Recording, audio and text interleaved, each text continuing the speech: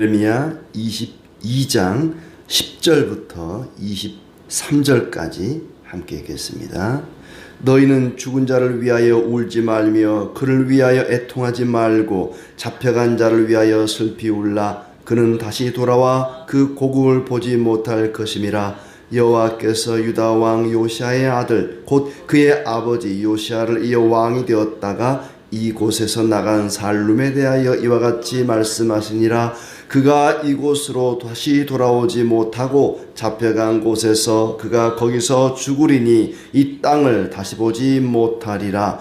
불의로 그 집을 세우며 부정하게 그 다락방을 지으며 자기의 이웃을 고용하고 그의 품삯을 주지 아니하는 자에게 화 있을진저 그가 이르기를 내가 나를 위하여 큰 집과 넓은 다락방을 지으리라 하고 자기를 위하여 창문을 만들고 그것에 백향목으로 입히고 붉은 빛으로 칠하도다. 네가 백향목을 많이 사용하여 왕이 될 수 있겠느냐? 네 아버지가 먹거나 마시지 아니하였으며 정의와 공의를 행하지 아니하였느냐? 그때에 그가 형통하였었느니라. 그는 가난한 자와 궁핍한 자를 변호하고 형통하였나니 이것이 나를 알미 아니냐? 여호와의 말씀이니라. 그러나 내 두 눈과 마음은 탐욕과 무죄한 피를 흘림과 압박과 포악을 행하려 할 뿐이니라. 그러므로 여호와께서 유다의 왕 요시아의 아들 여호야김에 대하여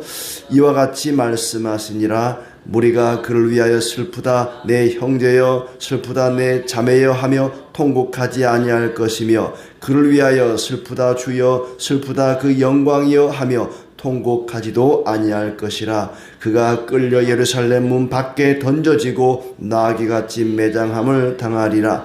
너는 레바논에 올라 외치며 바산에서 내 소리를 높이며 아바림에서 외치라. 이는 너를 사랑하는 자가 다 멸망하였음이라. 네가 평안할 때에 내가 내게 말하였으나 네 말이 나는 듣지 아니하리라 하였나니 네가 어려서부터 내 목소리를 청종하지 아니함이 내 습관이라. 내 목자들은 다 바람에 삼켜질 것이요 너를 사랑하는 자들은 사로잡혀 가리니 그때 내가 반드시 내 모든 악 때문에 수치와 욕을 당하리라. 레바논에 살면서 백향목에 깃들이는 자여 여인이 해산하는 고통 같은 고통이 내게 임할 때에 너의 가련함이 얼마나 심하랴. 아멘. 하나님 은혜가 가득하기를 진심으로 축복합니다. 유다 나라가 비참하게 멸망하게 된 원인은 백성 전체의 문제이기도 하지만은 왕들의 잘못이라고 할 수가 있습니다. 그래서 유다의 마지막 왕들 세 왕에 대한 이야기 나오는데 살룸 왕, 또 여호야 아하스라 그러죠. 살룸 왕, 또 그의 동생 여호야김, 그리고 그의 아들 고니야라는 이름을 가진 여호야긴, 요 세 왕에 대한 이야기를 하고 있습니다. 여호와께서 예레미야에게 말하길 너는 유다 왕의 집에 내려가서 거기에서 이 말을 선언하여 이르기를 그랬습니다. 왕들에게 가서 이 말을 전하라. 왕궁의 말씀을 전하라 그랬습니다. 별로 유명하지도 않고 존경받지도 않는 아주 젊은 예레미야 선지자에게 왕궁에 가서 말씀을 전하라. 보통 용기가 아니고는 할 수 없는 일입니다. 하나님이 예레미야에게 대단한 믿음과 용기를 주신 것 같아요. 저한테 갔다가 저 대통령한테 가서 설교를 해라. 그러면 겁이 나서 할 수 있겠습니까? 예레미야가 지금 일반 백성이 아니고 왕궁에 가가지고는 이 말을 전하라. 왕을 상대로 하나님 말씀을 전하는 것입니다. 유다 왕의 집에 선하기를 3절에 너희가 정의와 공의를 행하여 탈취당한 자를 압박하는 자의 손에서 건지고 이방인과 고아와 과부를 압제하거나 학대하지 말며 이곳에서 무죄한 피를 흘리지 말라. 정의와 공의를 행하고 연약한 자들을 괴롭히지 말라. 좋은 소리 하는 것도 아니고 책망하는 소리를 하라는 겁니다. 이 나쁜 놈들아, 왕들 앞에 가가지고 말이죠. 이 나쁜 놈들아, 못된 놈들아, 정의와 공의를 행하고 힘없고 연약한 자들을 탈취하지 말고 그들을 보살펴줘라. 여기 3절을 다시 보면은 정의와 공의를 행하여 그랬습니다. 행하여. 정의와 공의를 알고 있는 것만 가지고는 안 됩니다. 그걸 행해야 됩니다. 정의가 어떻고 공의가 어떻고 이런 걸 알고 말하는 것은 다 쓸데없는 일이고 그것을 행하는 것이 중요하다. 정의와 공의를 행하고 연약한 자들을 돌봐줘라. 무죄한 피를 흘리지 말라. 만약에 이 말을 준행하면 다윗의 왕위를 앉을 왕들과 신하들과 백성이 병거와 말을 타고 이 집 문으로 들어올 것이다. 내 말을 잘 들으면 왕가가 계속될 것이다. 그러나 듣지 않으면 황폐하게 될 것이다. 너는 길앗 같고 레바논의 봉우리 같을지라도 황무지가 될 것이다. 길앗이나 레바논은 아주 울창하고 또 기름진 그런 곡창지대죠. 그렇게 화려하고 형통할지라도 모두가 다 황폐하게 될 것이다. 너를 파멸하는 자를 준비하여 손에 무기를 가지고 아름다운 백향옥을 찍어 불에 던져버릴 것이다. 갈대아 사람들을 통해서 유다를 칠 것을 예언하는 말씀입니다. 그러나 그들은 그 말을 준행하기보다는 듣지 아니하는 길로 멸망길로 가고 말았습니다. 그래서 8절에 여러 민족들이 지나가면서 비웃을 것이다. 여호와가 이 큰 성읍에 이같이 행하면 어찌 됨인고. 그들이 자기 하나님 여호와의 언약을 버리고 다른 신들에게 절하고 그를 섬긴 까닭이라 이방인들이 지나가면서 비웃고 조롱한다는 얘기입니다. 여호와를 버리고 우상을 숭배함으로 이들이 망하게 되었다고 그런 이야기들을 한다는 것이죠. 이제 첫 번째로 10절부터 살룸 왕 여호아하스 왕 살룸 왕에 대한 이야기를 짧게 하고 있습니다. 10절 또 11절에 죽은 자를 위해 울지 말고 잡혀간 자를 위해 울라. 잡혀간 자들은 고향으로 돌아오지 못할 것이다. 살룸 왕이 이곳으로 돌아오지 못할 것이다. 잡혀간 곳에서 죽게 될 것이다. 이 땅을 다시 보지 못할 것이다. 그 살룸 왕 참 불행한 왕이라는 거죠. 또 여호야김 13절부터 아주 길게 여호야김 왕에 대한 이야기를 하고 있습니다. 그는 부정한 방법으로 불의한 방법으로 자기 집을 세우며 부정하게 다락방을 지으며 또 품삯을 주지 않았다. 화 있을진저 그렇습니다. 그가 이르기를 내가 나를 위하여 큰 집과 넓은 다락방을 지으리라 하고 자기를 위하여 창문을 만들고 그것에 백향목으로 입히고 붉은 빛으로 칠했다. 이게 무슨 얘기냐면 성전에 있는 창문, 하나님의 집 성전에 있는 창문을 떼어다가 자기 집 창문으로 붙이고 거기다가 남들이 몰라보게 백향목을 입히고 붉은색을 칠해버렸다는 거예요.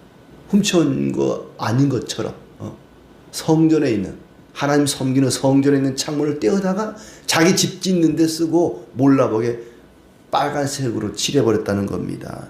아주 나쁜 사람이죠. 부정한 방법으로 자기 집을 지었다. 또 15절에도 백향목을 많이 사용하여, 백향목은 아주 좋은 건축 자재입니다. 고급 자재죠.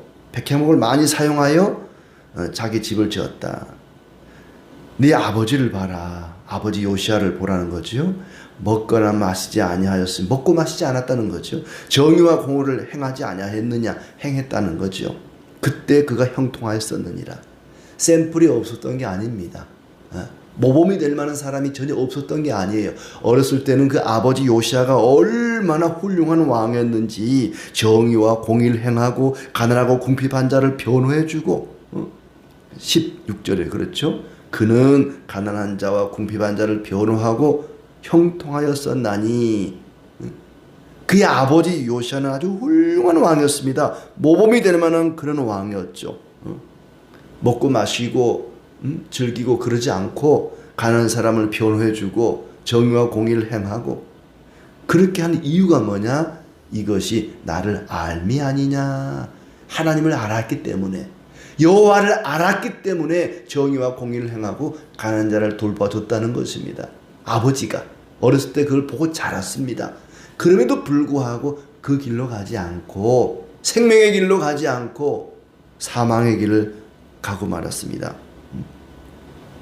그러나 내 눈과 마음은 탐욕과 무죄한 자의 피를 흘리려고 눈을 부릅뜨고 백성을 억누르는 생각뿐이다. 그 눈으로 아버지를 봤어야 되는데, 모범적인 아버지를 봤어야 되는데 그 눈으로 탐욕을 봤다는 것입니다.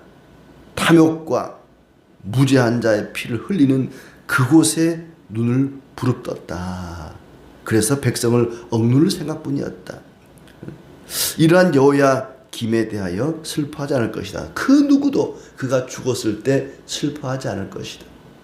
내가 죽었을 때 울어줄 사람이 있고 슬퍼해줄 사람이 있다는 것은 행복한 일입니다. 여호야김 왕이 죽었을 때는 어느 백성 누구 하나도 슬퍼하지 않고 그의 시신을 마치 죽은 나귀를 내던지는 것처럼 문 밖에, 예루살렘 문 밖에 던져버릴 것이다. 불행한 사람이죠. 너를 사랑하는 자가 다 멸망하였다. 하나님 말씀을 듣지 않고 어려서부터 청종하지 아니함이 습관이다. 하나님 말씀을 듣지 않았기 때문에 하나님을 알지 못했고, 하나님을 알지 못했기 때문에 정의와 공의를 행하지 않고 가난한 자를 압제한 것이죠. 하나님 말씀을 청종하는 것이 청종하지 아니하는 것이 습관이었다. 반대가 돼야죠. 하나님 말씀을 청종하는 것이 습관이었다. 이러면 얼마나 좋았겠어요. 유다 왕 전체에 대해서 책망하는 말씀입니다. 이 여호야김 한 사람뿐만 아니라 유다 백성 전체가 하나님 말씀 듣지 않았다. 21절 내 말이 나는 듣지 아니하리라 하였나니 네가 어려서부터 내 목소리를 청종하지 아니함이 내 습관이라. 유다 왕들뿐만 아니라 유다 백성 전체를 향한 책망입니다. 어려서부터 오래전부터 하나님 말씀 듣지 않는 것이, 청종하지 않는 것이 그들의 습관이 되어버렸습니다. 자녀들에게 좋은 습관, 하나님 말씀을 들려주는, 듣고자 하는 그런 마음을 갖도록 부모들은 힘을 써야 할 것입니다. 또 목자들은 바람에 삼켜지고 백성의 지도자들은 이리저리 끌려다닌다는 거죠. 사랑하는 자들 동맹국들입니다. 유다를 사랑하는, 그들이 사랑했던 나라는 그들의 동맹국들이죠. 22절에 너를 사랑하는 자들은 사로잡혀 가리니, 그들이 의지하고 또 지원을 요청했던 그 동맹국들도 사로잡혀 갈 것이다. 너를 도와줄 자는 아무도 없을 것이다. 네 모든 악 때문에 그들도 부끄러움을 당할 것이다. 레바논과 백향목 사이에 깃들고 있지만 해산의 고통이 왕들에게, 이 레바논 또 그 레바논의 백향목, 아주 고급스러운 왕들을, 귀족들을 얘기하는 거죠. 아주 호요식하는, 잘 먹고 잘 사는 그들은 해산의 고통이 임할 때 한숨을 지을 것이다. 그리고 그 여호야김의 아들 여호야긴에 대한 이야기, 고니야 왕에 대한 이야기가 또 24절부터 이어집니다. 고니야가 나의 오른손에 인장반지라도, 인장반지는 왕의 옥새죠. 하나님의 인장반지, 하나님이 택하여 세운 왕이라는 겁니다. 아무리 하나님이 세운 왕이라 할지라도 그가 정의와 공의를 행하지 않으면 내버릴 것이라는 얘기입니다. 인장반지라도 빼어서 느부갓네살 왕, 갈대아 왕의 손에 줘버릴 것이다. 너희가 이국 땅에서, 남의 나라, 다른 나라 땅에서 죽게 되고 돌아오지 못할 것이다. 여호야긴이 아무도 거들떠보지 않는 깨진 그릇 신세가 되고 말 것이다. 형통하지 못할 것이다. 왕이 다시는 없을 것이다. 유다 왕과 다윗 왕조가 몰락할 것을 말씀합니다. 유다가 몰락하게 된 원인은 왕족 다윗의 왕가뿐만이 아니었을 겁니다. 그 원인이 뭐 왕들에게만 있었던 건 아니지만은 백성 전체가 몰락의 원인이긴 하지만은 특별히 왕들의 문제라는 거예요. 백성들이 잘못된 길로 가더라도 왕들이 바르게 백성들을 이끌어 간다면 나라가 이렇게 망하지는 않았을 것입니다. 왕이 얼마나 중요한가, 백성의 지도자들이 얼마나 그 역할이 막중한가가 우리가 이 말씀을 통해서 알 수 있습니다. 왕이 되는 것도 중요하지만 왕의 자리에 올라갔을 때 어떻게 처신하는가. 내가 이 세상에서 제일 높은 자다, 내가 제일 으뜸이다라고 생각하지 않고 나 위에 하나님이 계시다, 만왕의 왕이신 하나님이 계시다는 걸 인식하고 그 하나님을 바르게 섬기는 자리로 나아간다면 백성들에게 존경받고 하나님께 사랑받게 될 것입니다. 그러나 유다의 왕들은 그렇게 하지를 못했습니다. 결정적인 원인은 왕들이 정의와 공의를 행하지 않고 가난하고 약한 자들을 압제했기 때문이다. 그들에게 모범이 없었던 건 아닙니다. 요시야 왕이 샘플이었습니다. 훌륭한 왕이 있었습니다. 그러나 그것을 본받지 않고 그들의 눈은 오직 탐욕과 약한 자들을 갈취하는 거기에 가 있었습니다. 정의와 공의를 행하지 않고 약한 자들을 돌보지 않은, 그것이 나라가 망하는 원인이었다. 하나님이 우리에게 원하시는 것은 정의와 공의를 행하고 연약한 자들을 돌보고 함께 잘 사는 세상을 만들어가는 것입니다. 그것이 우리 기도 제목이 되어야 하고 우리 인생의 목적이 되어야 할 것입니다. 잘 먹고 잘 사는 사회를 추구한다면, 경제 문제만 해결되면은 모든 문제가 다 해결되는 것처럼 말하지만 문제는 경제가 아니라 사람들의 심령, 마음의 상태입니다. 아무리 잘 먹고 잘 사는 세상이 되어도 사람들이 악을 행하고 정의와 공의를 행하지 않으면 더 많은, 더 큰 것을, 더 좋은 것을 추구할 수밖에 없습니다. 어느 정도 먹고 살만하면 이제 연약한 사람들을, 가난한 사람들을 돌보고 우리보다 더 어려운 나라들을, 이웃 나라들을 보살피고 그렇게 나가야 되는데, 인생의 목적이 잘못되면은 잘 먹고 잘 삶에도 불구하고 더 잘 먹고 더 잘 사는데 삶의 방향을, 또 국가와 인생의 목적을 두는 참으로 안타까운 모습을 보게 됩니다. 우리의 목적과 기도가 어떠해야 하는지를 우리에게 보여주고 있습니다. 우리만이라도, 나 한 사람만이라도 정의와 공의를 행하고 연약한 자들을 돌보는 그것이 기도 제목이 되고 인생의 목적이 되기를 바랍니다. 우리에게는 좋은 샘플이 있습니다. 예수 그리스도, 다윗의 왕가가 무너질 때에 우리는 참되신 왕 예수 그리스도를 바라보게 됩니다. 참되신 왕인 예수님을 바라보면서 그분을 알아가고 그분을 닮아가고 말씀을 통해서 하나님을 더욱 깊이 알므로 정의와 공의를 행하며 연약한 자들을 돌보는 주님의 삶을, 주님의 발자취를 따라가는 우리의 삶이 되기를 진심으로 기원합니다.